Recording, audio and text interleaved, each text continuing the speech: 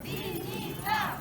Dignità! Dignità! Incentivi a fondo perduto sugli acquisti dei dispositivi di protezione individuale, allungamento della cassa integrazione dei dipendenti per scongiurare licenziamenti, stop alla tassazione per il 2020, controlli sulle attività abusive, maggiori tutele per titolari e dipendenti e soprattutto chiarezza sulle modalità di apertura e dello svolgimento in sicurezza delle attività lavorative. Sono le richieste di oltre 150 partite IVA, lavoratori autonomi e cassi integrati del territorio che questa mattina hanno manifestato in piazza Indipendenza tutta la loro insofferenza al prolungato lockdown che non permette di lavorare e che ancora fino al 1° giugno li costringe alla chiusura. Una mattinata, devo dire, ricca di significato, quella che si è svolta stamattina da parte delle centinaia di partite IVA che fanno grande il nostro territorio, per dire e per manifestare il loro rammarico di fronte a un governo sordo rispetto al tema degli aiuti.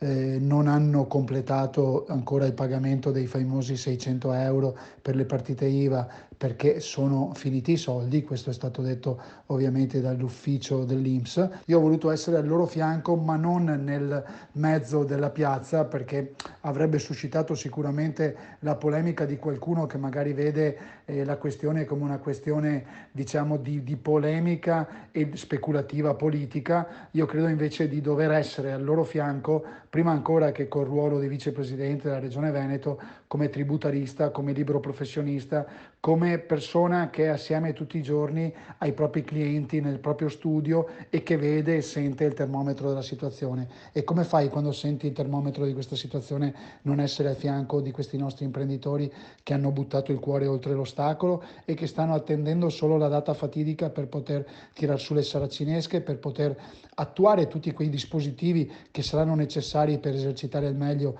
la loro attività, ma comunque per produrre fatturato, perché qua c'è un popolo che non vuole elargizioni, non vuole assistenzialismo, vuole la dignità di poter lavorare. Purtroppo oggi manca la data certa e mancano i disciplinari con i quali poter iniziare, quindi manifestiamo per le cose giuste e oggi ci sembrava veramente una cosa giusta essere al loro fianco a questo evento che deve lasciare un grande monito, un grande messaggio a chi dall'alto ci ascolta, ci vede e cerca di capire o dovrebbe capire quali sono appunto gli stati d'animo di questi